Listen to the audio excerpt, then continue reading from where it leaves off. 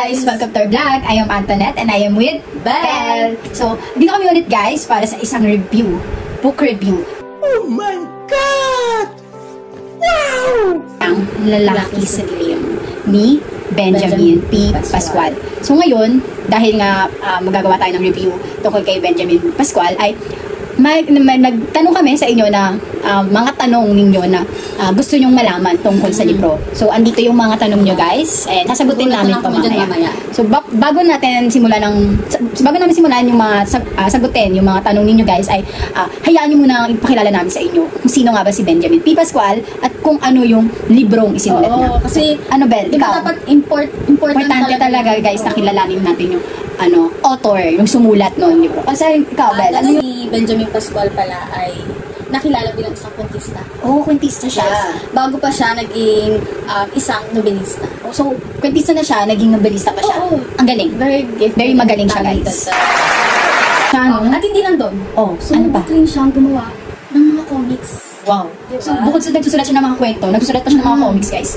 Sobrang galing ni Benjamin. Tapos, nagwagi rin siya sa Don Carlos Palanca Memorial Award. So, may award. Oo, doon diba, Magaling pinaparangalan yung talaga mahusay sa mga diba? Pagsulat talaga, Tapos, guys. alam mo ba yung akda niya ay ang landas ng bahaghari noong 1965? Pati na rin yung di ko maisip ang langit noong 19... May nabasa ka na ba sa isa sa mga yun?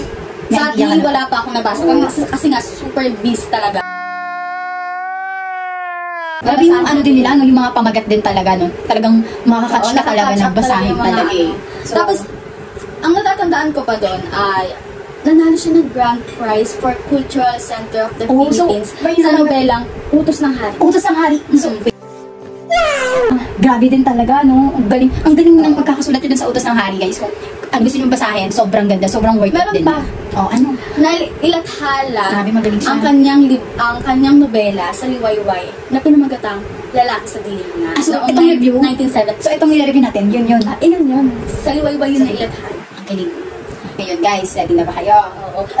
Pagtapos ng nobelista, dapat meron din tayong background. Bigyan din natin sila ng background talaga dun sa mismong nobela. So, bigyan mo kami ng onting pakita mo yung libro natin. Ready na ba kayo, guys? Pakita ang libro. Ayan, Ang libro ni Benjamin P. Pascual.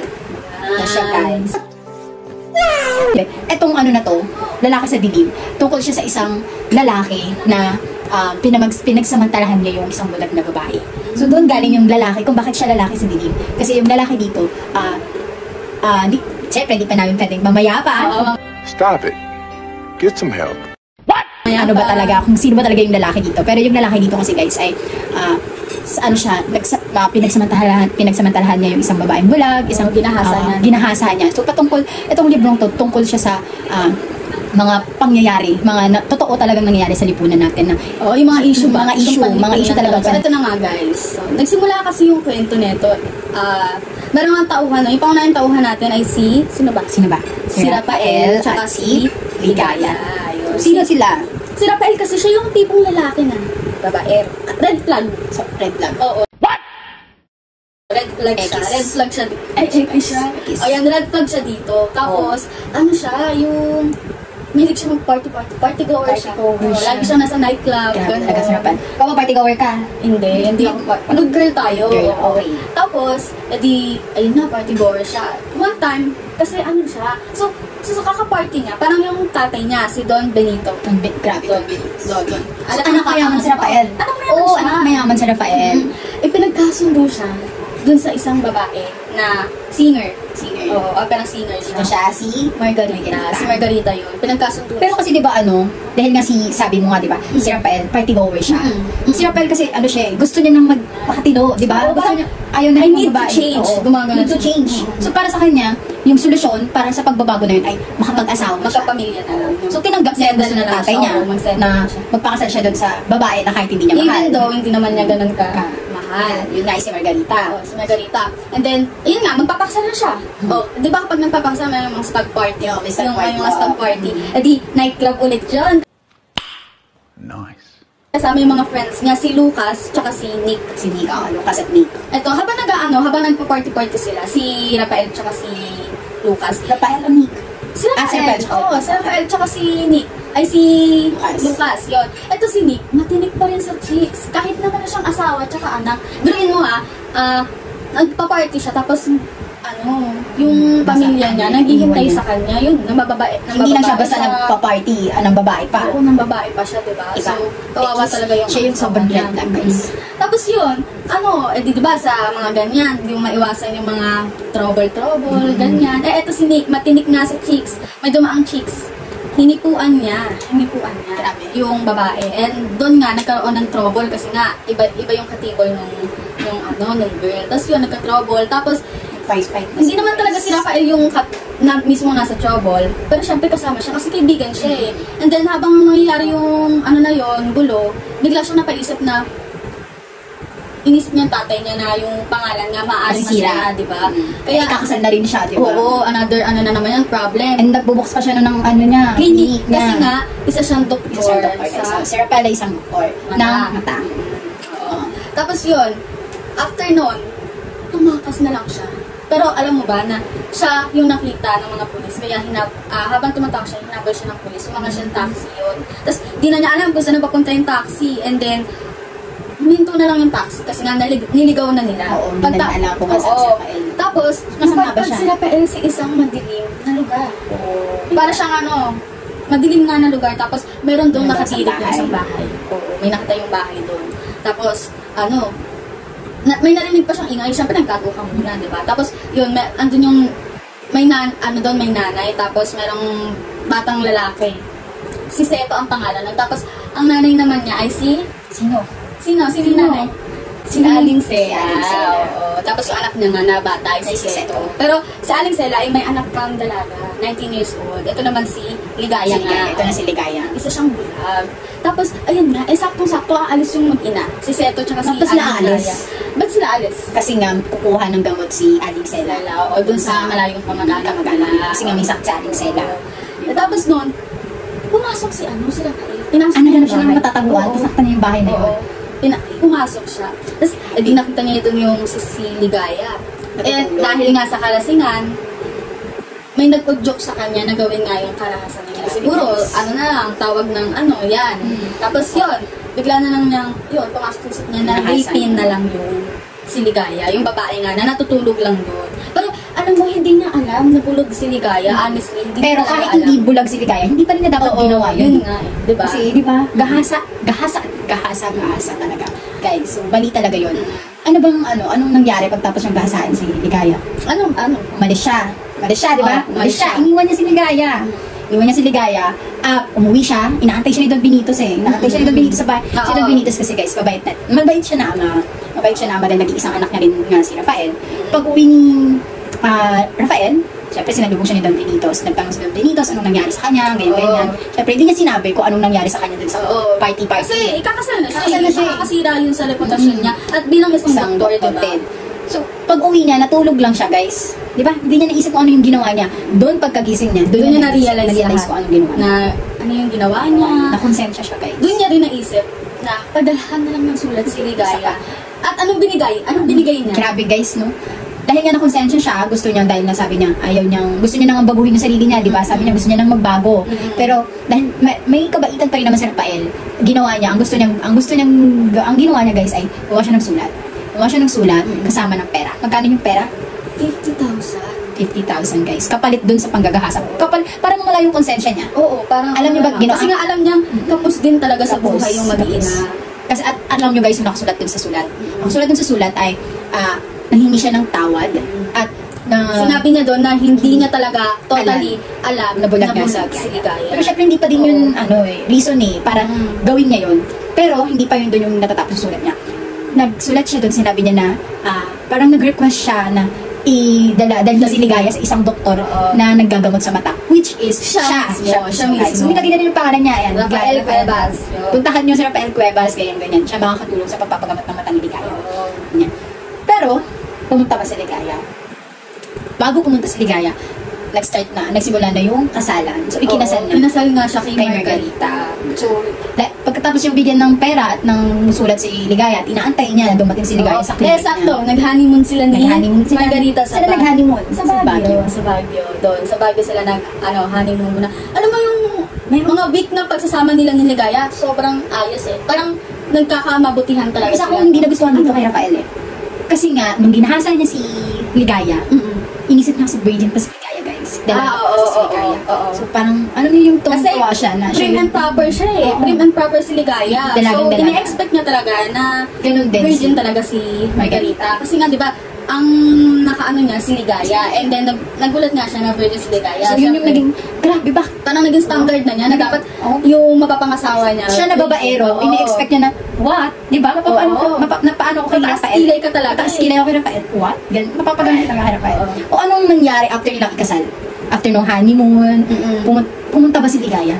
Pag uwi niya, andun na nga si Ligaya. Binuksan na niya yung clinic niya. Binuksan na niya yung clinic niya. Tapos sabi, yung attendant niya doon, yung kasama niya doon sa nagpapamahala ng clinic niya, yun nga sinabi na may naghahala sa kanya. Pumunta si Alexela, pati na rin si Ligaya. O tapos doon na natuwa si Rafael. Kasi nga, piling niya okay na nabasa yung sulat at tatanggap din yung 50,000. Pero alam mo doon, hindi niya sisingilin ng malaki. Hindi niya siningil ng malaki. Hindi niya magsingilin ng malaki. Kasi nga, yun na rin talaga yung bayad niya. Binigyan na ng 50,000 kasama yung pagpapagaling na rin para makakita mismo si Nika sila. So grabe din guys yung yung pangyayari noon. Kasi nung ginagamot na si Ligaya, may bumabagabag sa ina, kay Aling Sela at kay Ligaya. At doon na nga, mga pagtapos gamutin ni Rafael, si Ligaya, inamin nila na baka nga natakot si Aling Sela kasi baka magkaroon ng epekto na kasi buntis si Ligaya. So inamin ni Aling Sela na baka epekto yun. So, kinabahan si Rafael kasi siya yung ama. Alam niya sa sarili niya na siya yun. Anak niya yun, na nagbunga yung gabi ginawa niya. Diba? So siya, syempre dahil na rin siya, asawa na siya ni Margarita. So hindi niya alam yung gagawin niya na kung ang gusto niyang gawin na ipalaglag yung bata, ipalaglag ni Ligaya na hindi niya inaamin na siya. Inuudyokan niya si Ligaya niya, guys. Grabe. Masisira lang yung buhay ni Ligaya dahil nga dun sa bata. Lalo't-lalo na bata pa si Ligaya, marami pa siyang dapat gawin, dapat mag-aral siya. Pero alam mo, napahanga ako dito kay Ligaya. Pero nagkaroon ng kay Rafael. Kasi si Rafael, di ba, parang gusto niya ipalaglag, gusto niya rin. Dalawa yung bata. Kasi gusto niya na magkaanak Gusto niya na kasi magkaanak sila ni Margarita. Pero si Margarita. Minsan nagdadal siya na papayag na siyang ipalaglag, tapos maya-maya may lungkot na nagkaroon siya ng fighting sa sarili niya, guys. Sa isip niya. Sa isip niya, nagkaroon siya ng parang nilalabanan niya talaga. Tao laban sa sarili, guys. Nag-fight talaga siya. Tapos, anong nangyari doon? At guys, kilala niyo si, di ba, kwento niya, sino kasat si Nick? Sino kasat si Nick, kaibigan ni Rafael? Si Nick ay dakilang babaero. Pagka-babaero niya, tinangka niya rin yung asawa. Nag-meet sila ni Margarita. Siyempre, magkaibigan si Rafael at Nick. Siyempre, magkikita yan, get together. Pumunta si Nick sa bahay ni Rafael. Kunwari, si Rafael yung pinupuntahan. Pero ang totoo, guys, si Margarita. Yun. Inaano na. Una, magkaibigan, friend lang, ganyan. Pero ito rin si Margarita. Ano ba si Margarita dito? Bukod sa senior siya. Kasi parang kasi siya, naanoan kasi siya ng western, Pagka-western. diba? Pagka-western attitude niya. Kasi nga, parang, liberated din siya. Ang gusto niya lang, guys, happy. Parang sabi niya, yung ano sasabihan to? Ano ba yan? You only live once. Yes, meron siyang katagang ganon. Tapos, parang, kung kay Rafael, dahil nga nagbago na siya, secret na yung marriage pa sa kanya. Pero, iba pala yung dating kay Margarita. Parang, ang kay Margarita, dahil nga you only live once, dapat doon ka na kung saan mo gusto at kung saan ka masaya. Diba? Ganun pala yung mindset niya. So, nagkaroon ng pagkakaiba sa mindset nilang dalawa. Doon pala sila nagkaroon ng conflict. Kaya parang gustuin mong mahalin ni Rafael si Margarita, hindi niya magawa dahil sa pagkakaiba nila ng ugali. Dahil na magkaiba sila ng ugali. At itong si Nick na babaero at hindi kaya magseryoso, bumagay doon sa mindset ni Margarita. Sila yung nag-click ng dalawa. Imagine may asawa si tapos kaibigan niya pa. Si Marina. Si Marina ang asawa ni Nick. Si Marina yung asawa. Grabe yung pagtitiis niya sa asawa niya. Ito si Marina, mahirap lang din siya. Mahirap lang din siya, no? Pero si Nick talaga ay nakakaangat sa buhay. Pero dahil nga si Nick nakakaangat sa buhay at siya yung lalaki, parang kahit anong gawin niya kay Marina, okay lang. Si Marina yung halimbawa ng isang babae, guys, dito na ano bang salita? Martir siya na kahit nakikita na niya yung pagkakamali ng asawa niya, mahal niya kasi. Ganun siya, guys. Mahal niya. Kahit sabi na, niloloko ka na ng asawa mo, wala, mahal ko. Ganun si Marina. Inisip niya kasi ayaw niyang mawalan ng ama yung anak niya. Parang family first talaga, lahat kaya niyang gawin para sa pamilya. So, anong nangyari after nung nalaman ba ni Rafael Rafael yung relasyon ni ano. Oo, nalaman ni Rafael yung relasyon nila. Tapos, ayun. At nag-come up sila sa paghihiwalay na lang. Naghiwalay na lang sila. Pero bago pa sila naghiwalay, may pagdududa na din. Oo, nagdududa. Si Margarita. Alam mo naman na, nagdududa. Kasi laging nasa clinic si ano. Laging nasa clinic. Tapos, ikaw ba naman, pagtapos mo paggalingin at nakakita na si Ligaya, nakita niya kasi si Ligaya magandang babae, maganda ang hubog ng katawan, ganyan. Siyempre, naisip na rin na baka maging tipo yun ni Rafael, no? Tapos biruin mo yung pagtapos na ihatid sa bahay nila, naging magkaibigan kasi. Naging magkaibigan. Kumpare, kinuhang ninong ni Ligaya si yun Rafael sa anak niya na hindi niya alam na si Rafael yung ama. So para sila naging magkaibigan. Eto si Margarita, nagdududa na siya eh. Kasi parang sabi niya, hindi pwedeng siya lang yung mapahamak, hindi pwedeng siya lang yung sisihin sa relasyon nila. So hinanapan niya ng butas si Rafael. So yun yung parang nakita niya na hinuli niya si Rafael na pumupunta doon sa bahay ni Ligaya. So yun, nakita niya, akala niya may relasyon. Pero sa totoo lang, wala naman kasi talaga. Wala. Malinis ang konsensya ni Ligaya dito. Si Rafael lang talaga ang maraming pinatagong sikreto. At yun nga, matapos nga nun, nabalitaan na lang ni Rafael na nagipaghiwalay na si Rafael, di ba? Oo. Anong nabalitaan niya? Namatay na si Margarita at saka si Nick. Pinatay sila ni Marina. Bakit ba nagawa yun ni Marina?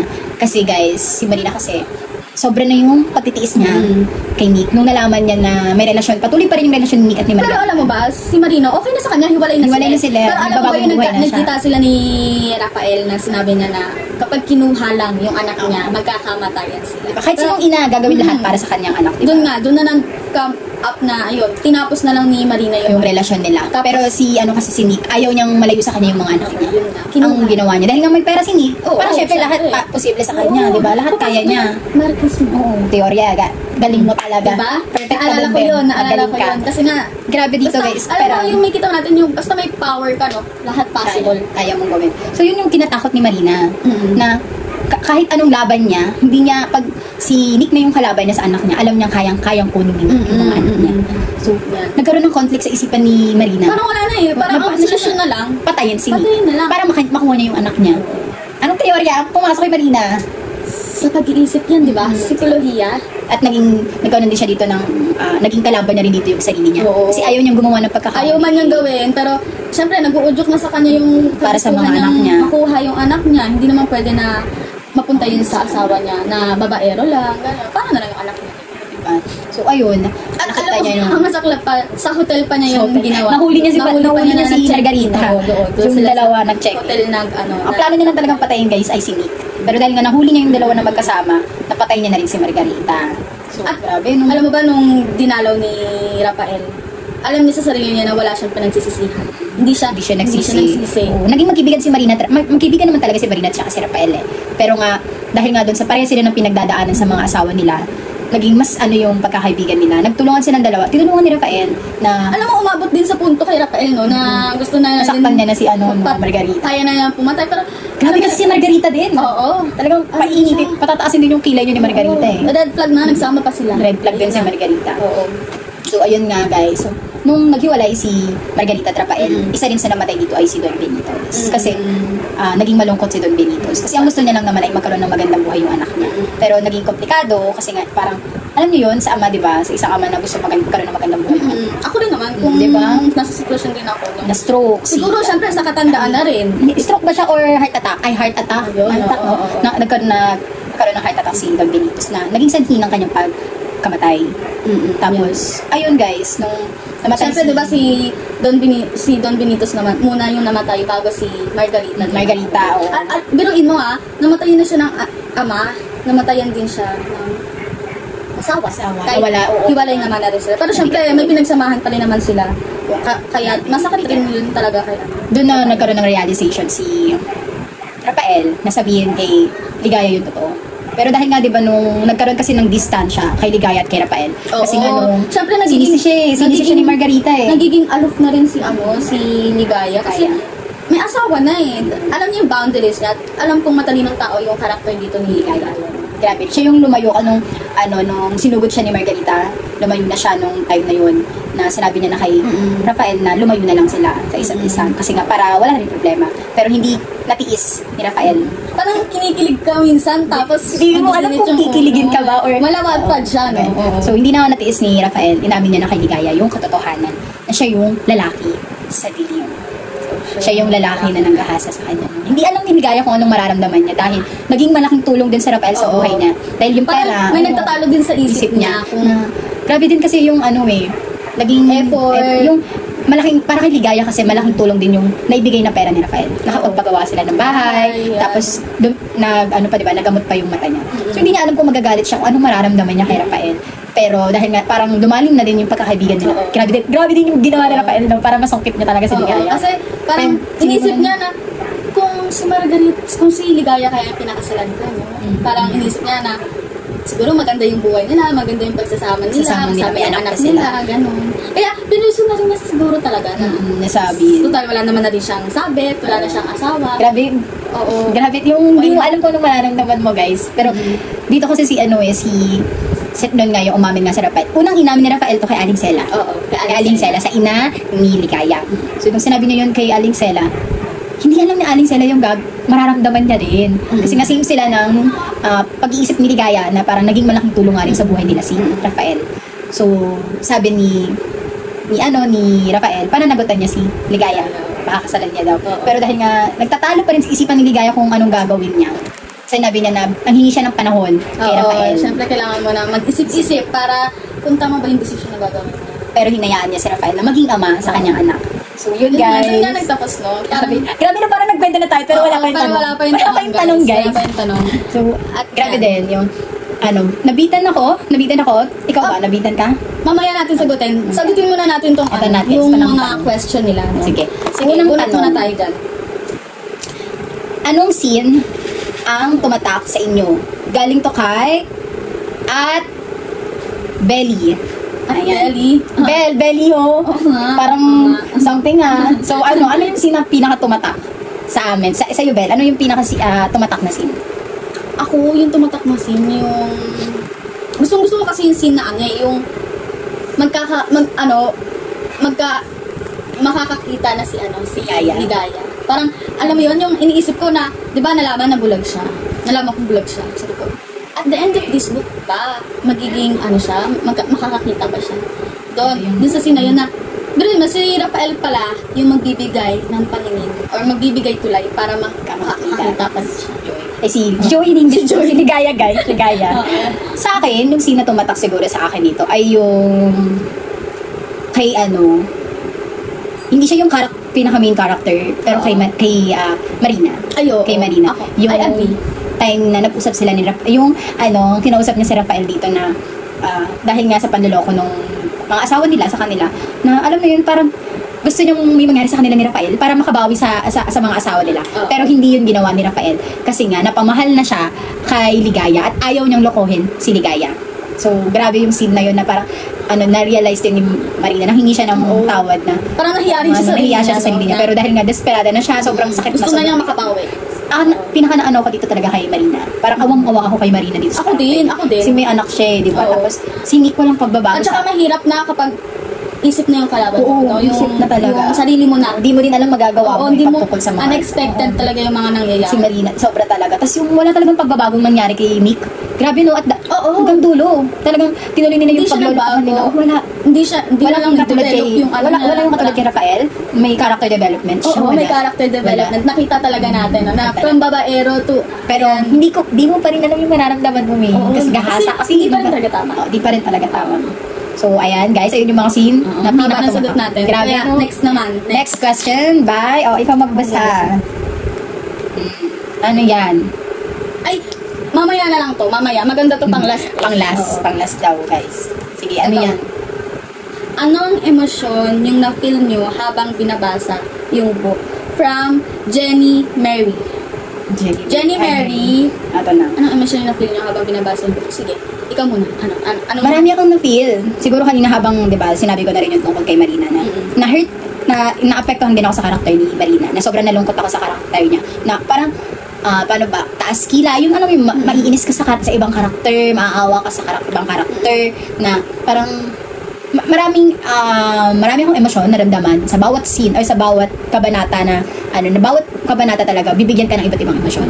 So yun guys, ikaw Roller coaster na mixed emotion talaga, no? Mixed emotion. Kasi sa una, kakabahan ka, inis ka, mamaya, may inis ka, tapos sunod doon galit, tapos okay ulit, masaya. Parang pinaglalaroan ka ng librong to eh. Grabe yung laro. Laro ka ng librong laro to. talaga siya. Kasi yung mga pagbibitaw ng linya, tsaka yung eksena na binigay talaga ni Benjamin dito is tatatak talaga sa'yo. Tsaka mararamdaman mo talaga yung emotion na gusto niyang iparamdam sa'yo. Hindi ka talaga mabuboring habang binabasa siya.